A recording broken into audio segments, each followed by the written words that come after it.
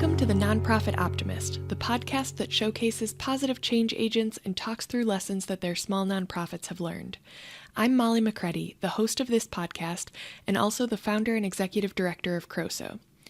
Today, I'm joined by Dr. Chris Stout, a licensed clinical psychologist.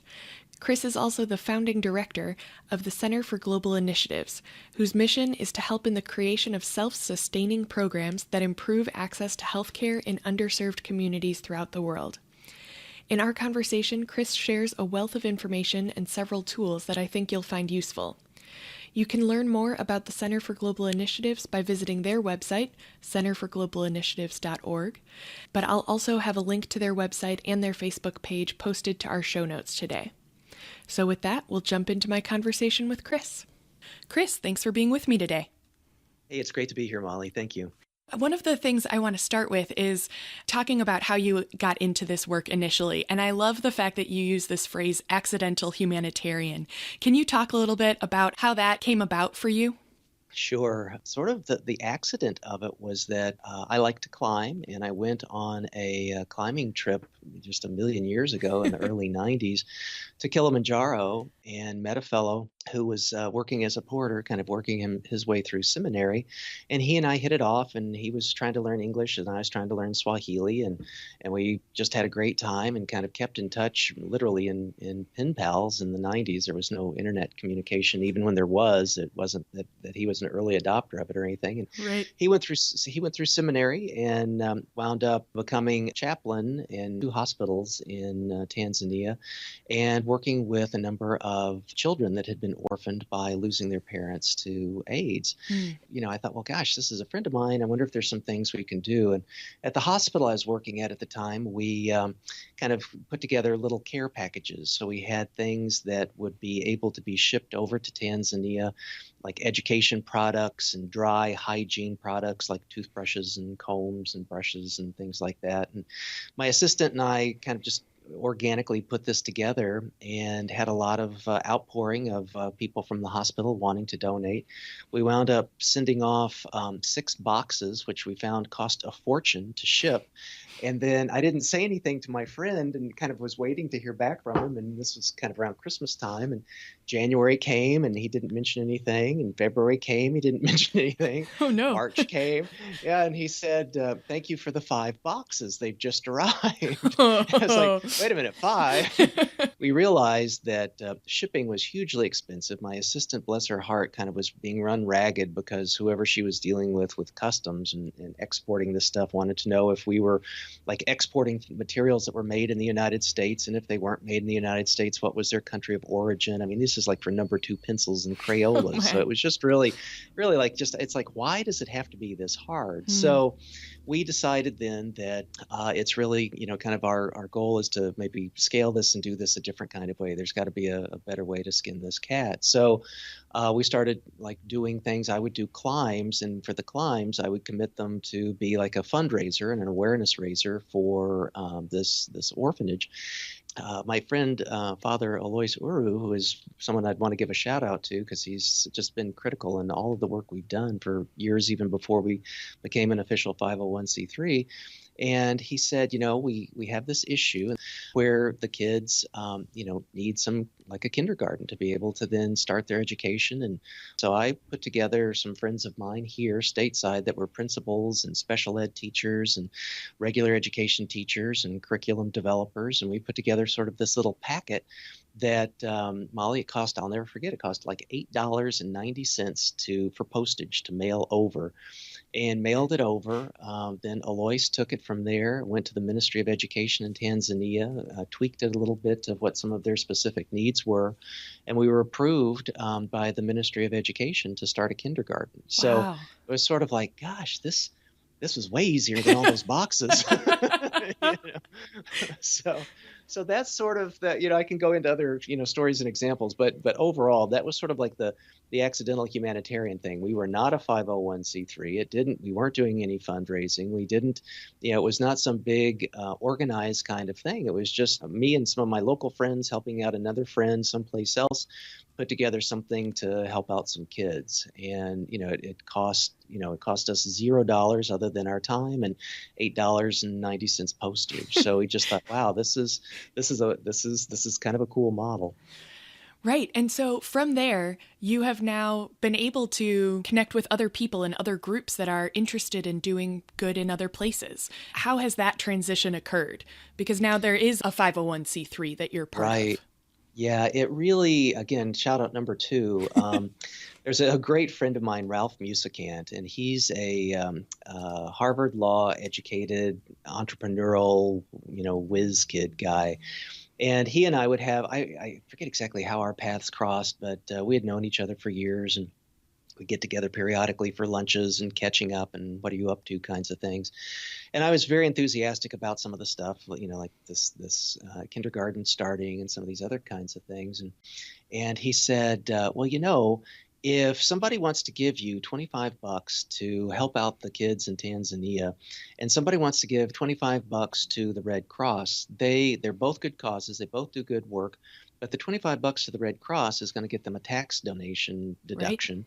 And to Chris Stout Tanzania is not. That doesn't mean they're not going to do it, but when people weigh benefits and whatever's, you really need to become a 501c3 so that you can participate in that. And it was very prescient because, as you probably know, with your nonprofit, there's so many things now with like Web 2.0 tools that one of the your union card is being a nonprofit to be able to even take advantage of some of the offerings and things that they have. Yes. So I said, that sounds great. Where do I start? What is this like? And he said, you start with calling my wife, which was, who's a shout out number 3, Carlene Schrader from Levin and Schrader. And she's part of just a top-notch tax law practice in Chicago. And they are used to starting 501c3s. So they did that for us, all pro bono, similar again to, I think, a lot of your background with nonprofit startups. And, a year later and, some paperwork and some forms and some incorporations and things like that, we got our IRS notice that indeed we had a new tax ID number and we were ready to go. So now that you've been doing this for 10 years, have there been any significant changes in what CGI does or how it does it? And if so, how did those changes come about? And thanks to the brain power of our board, they said, there's been a lot of things that we have done that we have put together in the building out of the Center for Global Initiatives. Those could be huge step savers, huge time savers, huge frustration savers for other people, wanting to work in the humanitarian space. And Molly, it echoed back to us sending all those boxes over to Tanzania, which was, it shouldn't take so much work and it shouldn't be so expensive to try and do good in the world. So we then, through our website and through a variety of other kinds of tools and things that we can talk about, have made all that effort and whatever available for free on our website and consultatively for anybody that that asks to be able to help out with whatever their project. If it is something within an area that we can help with, you can't help with engineering projects, but I can connect you with people that can help with engineering projects if you're boring holes for water or something like that. But we're more so in a little bit of education and more so healthcare and global health kinds of things. So we decided to do that to help other people scale, that we could be kind of the ladder that other people can climb up to get over the top of whatever their projects are. And that felt like to us also kind of keeping true to our mission of wanting to do good in the world and wanting to be helpful. We didn't give up any of the projects that we already had going. We've just sort of kind of doubled down on those as our specific focus, but then make our website and everything on our website of all the tools and downloadable books and whatnots, spreadsheets and things available to anybody for the clicking. There's no credit card, no paywalls, no permissions, no nothing like that. They can just come to the site and download whatever it is that might be helpful to them. Yeah, that's incredible. I think that sort of resonates with some of the reasons why I wanted to start this podcast. I think there are a lot of wonderful people that are trying to do good in the world and don't get to benefit from hearing what other people have learned along the way. And so we all end up hitting the same challenges or obstacles. And hopefully this podcast will help people overcome some of those before they really get held back by any of them. Hear, hear. Yeah. So tell me a little bit more about what kind of resources are available on your website. Kind of try to be a little bit of a Swiss Army knife of goodies. We have a monthly newsletter called Tools for Change that is free, so anybody can just ping me, and I'm happy to add their name to the mailing list. Great.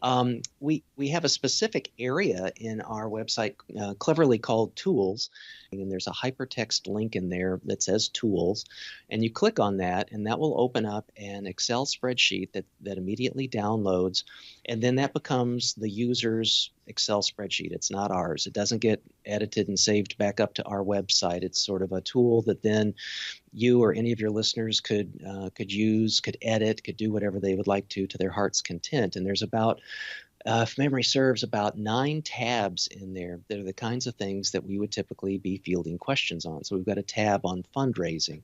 You open up the fundraising tab, it'll talk about GoFundMe. It'll talk about Indiegogo. It'll talk about any of the, again, Web 2.0 tools for being able to do fundraising, and it'll say, do I need to be a 501c3? For example, Indiegogo does not require that, but others do require that. What do they charge? There's usually a transaction fee and then a percentage of donation fee. Well, you could spend all afternoon, believe me, because I've done this to see what the price differences are. And I've used a variety of them myself, and we've used them. Then I'll make a comment in there to say, used it, great interface, very intuitive, like it a lot. Or you will see another one where I say the same thing and say, but it's it costs more than this competitor one, and it doesn't provide any other benefits for that extra cost, kind of thing. So again, it's just the whole idea is that doing nonprofit humanitarian work should not be such a pain in the neck. Yes. It should not be so tricky. So people can download that. We've also got things on managing your board and recruiting a board. We've got a thing on managing volunteers. We've got a variety of different kinds of other tools and resources there that people can, again, use, edit, tweak, whatever.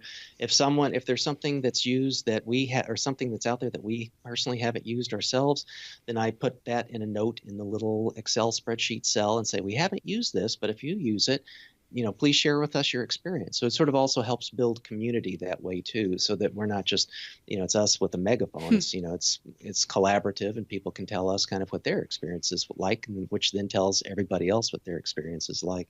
So we've got those. We actually have a Facebook page. So if you're on Facebook and go to Center for Global Initiatives, you'll see kind of fresh news kinds of things.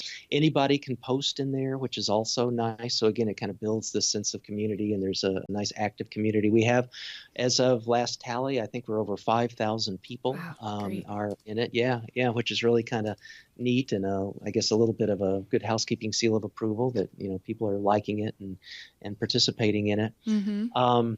This is a scoop, first time for a podcast. So here you go. We've got a new book that should be coming out, we're hopeful, this summer, called Why Global Health Matters.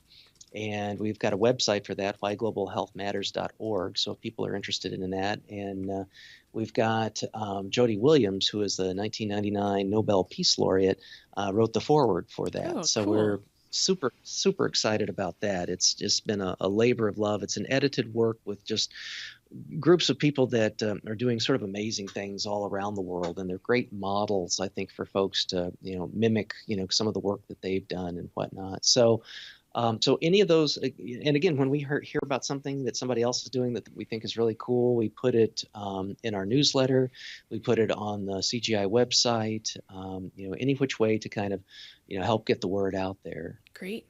Well, that's wonderful. I can put links to all of those things in our show notes for today's episode, so people will be able to find that all on our website as well, and hopefully that'll get people to your website and to be able to use some of those tools, which would be awesome. That would be great. Yeah. So I want to back us up a little bit. You've shared a lot of really wonderful tools that you're using now and that other nonprofits can use. From your experience of starting and running your nonprofit with your volunteer board, what have been some of the lessons you've learned through that work? Oh, gosh. I think that it's similar, probably again to your experience, that it really is critical to kind of get the right people. We saw lots of our peers, in a sense, doing things that we kind of referred to as sort of like parachuting in, kind of putting on a Band-Aid and then pulling out. And we really want to be kind of in it for the long run and be very collegial and collaborative. We don't know the person's problems, as much as the person in country is dealing with the kinds of things. So, right. It seems like a very, very selfish or stupid kind of thing to be presumptuous and say, well, here's the funding that we're giving you and here's what you should do with it, kind of a thing. So we've always really relied on folks to be, good stewards of the funding and things like that, if it is funding that we've provided. And it's always, that's always, turned out for us. And I have a quick little story of that. Sure. I mean, we also focus on outcomes. And I think that's been sort of a nice sea change in the last 15 years in nonprofit work, where a lot of times, lots of dollars were fundraised and lots of dollars were spent, and then you kind of wonder, well, what's the bang for the buck? What's the impact besides spending dollars, right, or something?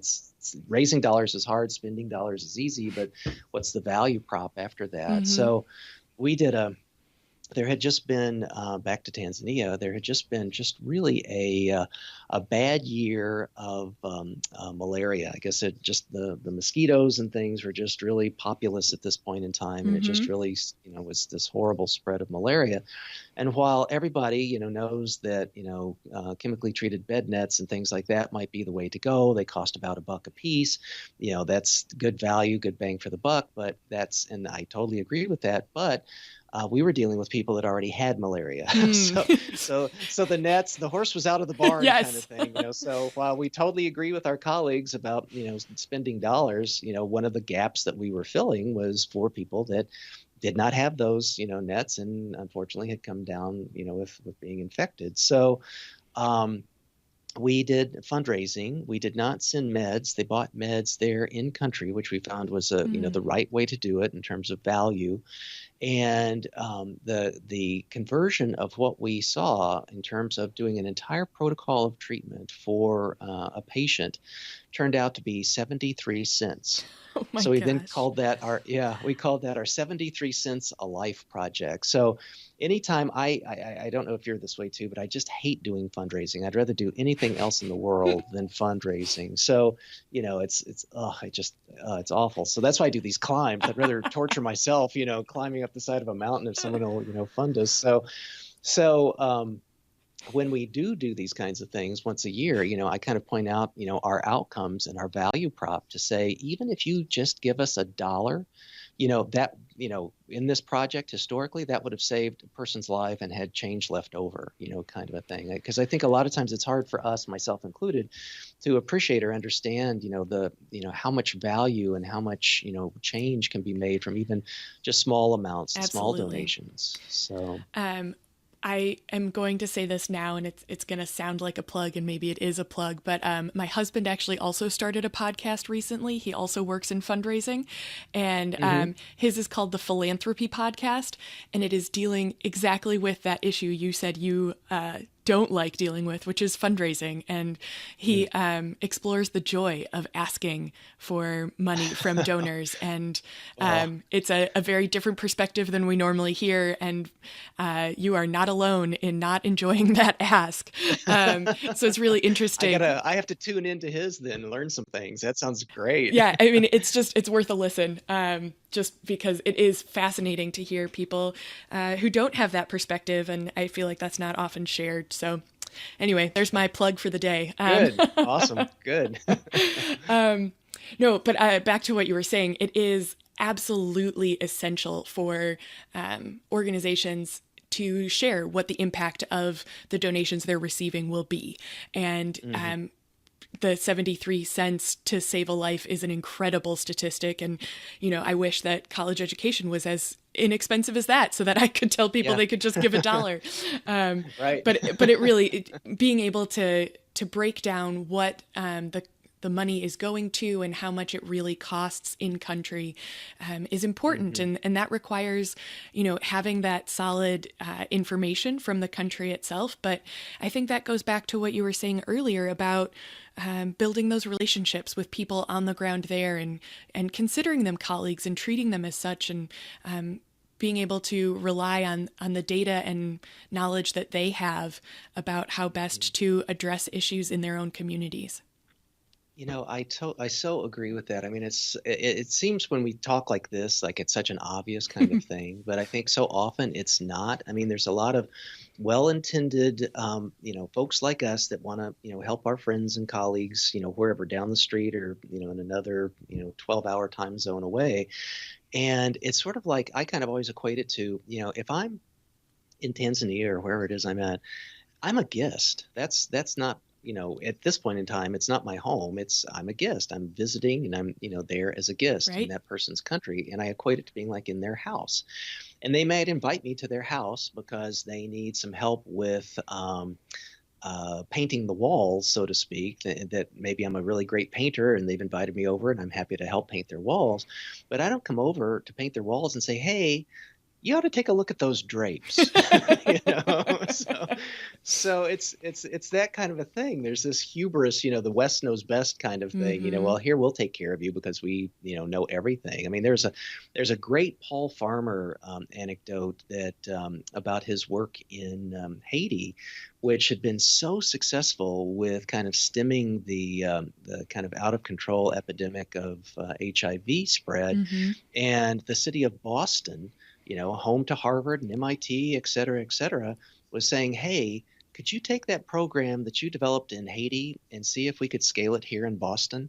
And I just thought that is so awesome. Yes. That is so cool to see that, this is an appreciation that, hey, guess what? People can learn from each other in a variety of different kinds of ways. Don't just presume because you come from a USA passported, background that you've got all the answers to somebody else's questions in a place where you don't live. So, I think those are the humbling kinds of things that I think we learn, especially with seeing the values and things of where our dollars can go. So, yeah, I absolutely agree. And in our work in Uganda, we have definitely had moments where we've stumbled upon issues where all of a sudden our board, and I was still our board president at the time, we had conversations with our partners in Uganda and clearly had differences of opinion.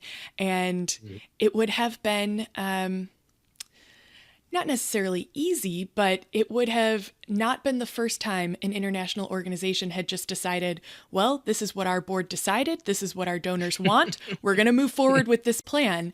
And I was really proud of the fact that we didn't do that we sat down and said, okay, let's understand this better. Let's talk it out. Let's really have a dialogue about what this means. And in the end, I think in that particular situation, it ended up that we kind of backed away and just said, we don't agree with what you're saying, but we recognize that you're on the ground and that you are obviously more entrenched in the culture and the values of that area. And so we're going to trust you on this. And, it wasn't an issue of something that would go against our bylaws or anything like that. But it was hard for us to step back and say, you know what, you might know better than us.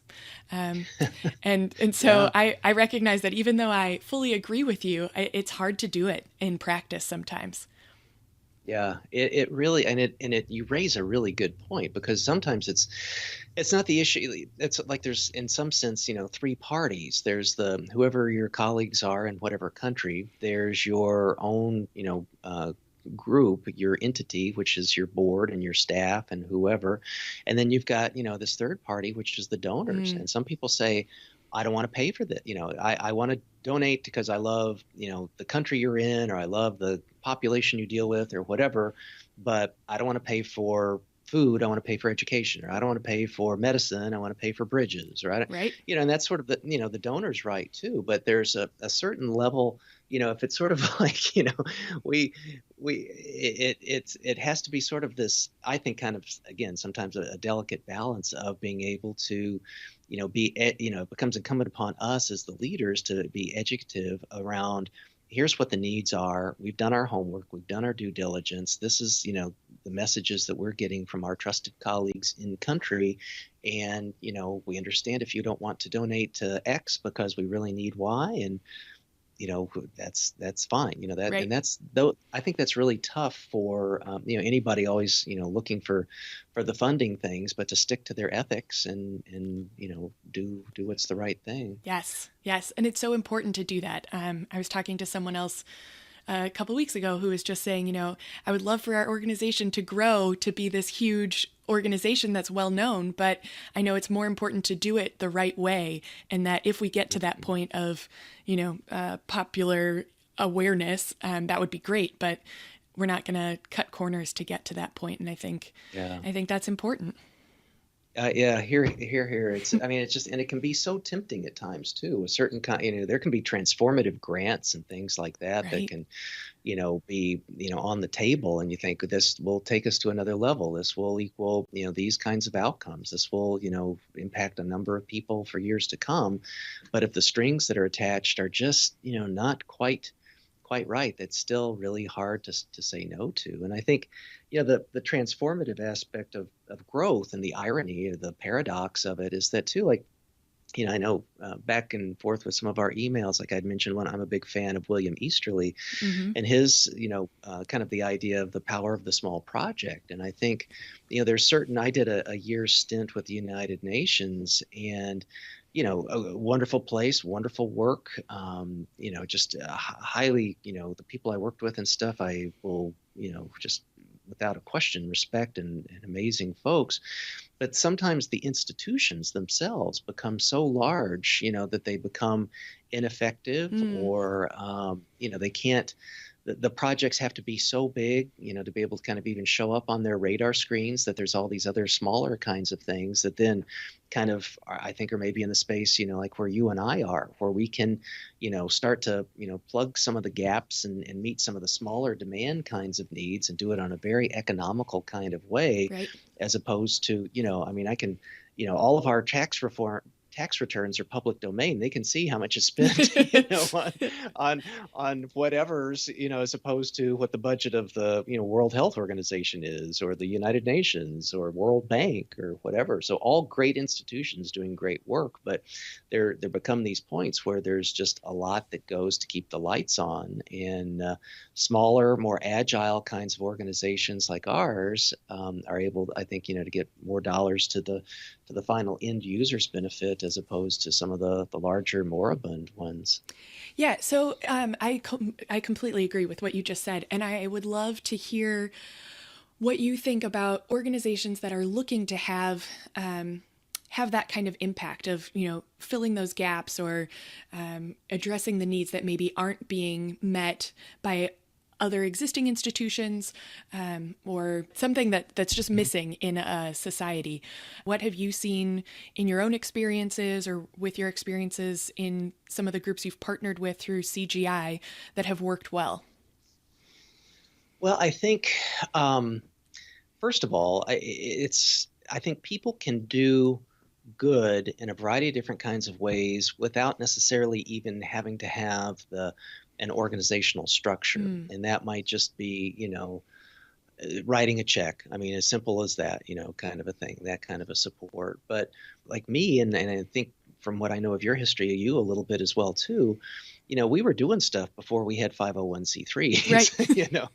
And it's sort of like we weren't saying, oh gosh, someday I'm going to finally do something good once I get, a letter from the IRS. It's like, well, heck no, it's certainly the other way around. Like I had done a book set some years ago called The New Humanitarians, and a lot of the folks that we interviewed were people that had started things and done it in their own, backyard. They didn't sit, in some, skyscraper making an obscene, amount of money for a salary and working primarily as fundraisers as opposed to, doing the real work or rolling up their sleeves and getting in the trenches. And those were the folks, though, that kind of made up the new humanitarians. And these were people that said, I could write a check, but I don't know who I would give it to because I don't see the kind of work being done that I want to get done.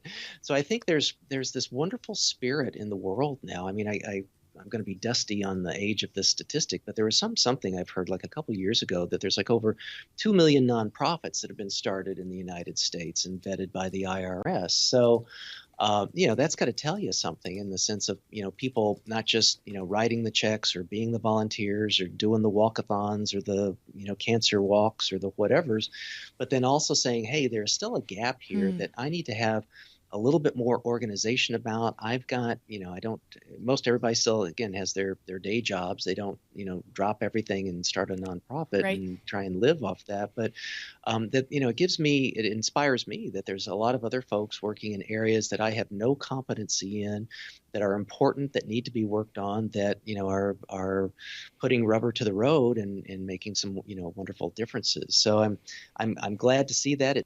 Those are the things that, sort of act as really honestly, inspirations to me, Molly, of, the kind of, learning about you and learning about what you did, learning about your story and seeing, other people through the new Humanitarians work that we did and interviewing those folks of kind of what they did. And no one had a cakewalk in anything that they did. It was all kind of like, hiccups and dead ends and frustrations. And, in some situations, were kind of dicey and dangerous and just, and people, weathered it and, continued to do the good work that they wanted to do. So, So I think, to your point, I think those are the kinds of things that that people can look to today that, you can get involved in any which way you want. Just do it, whatever fits for you. Yeah.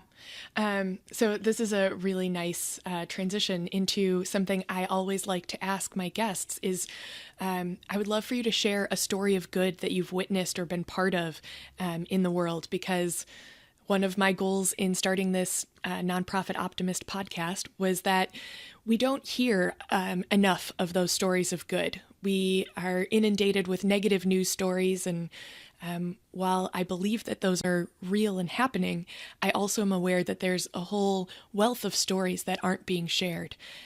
So could you share a story, and maybe it's one of the people that was featured in the new Humanitarian book, or maybe it's someone that you've encountered in one of your experiences with CGI? Sure. We did a collaborative project with Flying Doctors a few years back in Bolivia.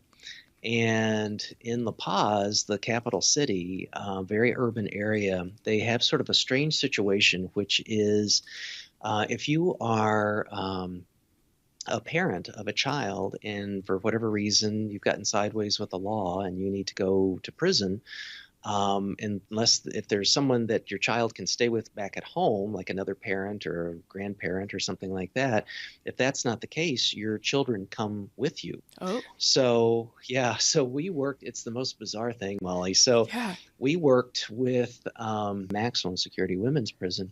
The warden of it was like this brilliant entrepreneur, and she had great empathy for the inmates, so to speak. And she went out through the area because a lot of these women, honestly, were kind of there under a bit of a bad situation. Their husbands might have been involved in growing, opium poppies or cocaine or something like that, and then they would get arrested, but the farm or whatever, the land was in the wife's name. So she was kind of party to it. And it was just like these kind of really innocent women in a horrible kind of situation. So what the warden did was these women knew how to do domestic kinds of things. So since this is in an urban area, she went around to all the apartments and made arrangements to have a laundry service that her inmates could do. So that then created dollars where then the women could afford to, buy things through the warden being the intermediary, not the warden wasn't selling stuff to them from her stash or something. But so these women were like decorating their cells, and they would buy their kids toys and all this based upon the income that they were able to generate thanks to the warden. Wow. The kindness of this warden and the entrepreneurial perspective of this woman, knowing to say, we need to do these kinds of things, for these women. They're not, they're almost kind of more victimized by the judicial situation. And I just thought, what a hero she was, and what a clever, person to come up with, these kinds of things. I just thought was just genius. And her approach to how she, modeled treating the inmates was, how all of her guards, that level of expectation of treating people with humanity and kindness was infused throughout all of her staff as well. I thought I've never seen anything like this before. It was just really something to behold. I mean, that is one of those sort of unsung stories, right? That how would anyone else ever know about this woman who is creating a different reality for those female inmates? That's really amazing. Yeah, it was. Well, thank you for sharing that. Sure. Thanks for the opportunity. Yeah. So before we close up our conversation today, I did want to invite you. I know you have already shared a couple of shout outs to people who have been sort of influential in your path in creating CGI, but even before that, in helping kind of mold you and your view of what it means to be a humanitarian. But are there other shout outs that you want to give to anyone who's continued to inspire you to do this work? Yeah, from the inspiration side, I mean, it was really neat to, do the new Humanitarians and have people share their stories. We did each chapter is a chapter on a different nonprofit, and from all over the world in different areas, and not just healthcare and things like that, different geographic areas, different topical areas. And, we did actually Doctors Without Borders, and they had a very chaotic, crazy, start that they were very open and transparent about sharing. And I was like, oh my gosh, this gives me such hope. It's sort of like, I did have no idea what I was doing, but I kind of did it anyway. And it was sort of like, well, a lot of others, kind of start out and then get their legs underneath them and turn out to be like amazing, organizations. I would not put us in the ranks of amazing corporations and nonprofits, but I would, that's the direction that I get the inspiration to say, hey, this is a goal for us. Right, absolutely. And just to know that it's possible and that others have traveled a similar road, whether that road, knowing that road hasn't been straight, is encouraging.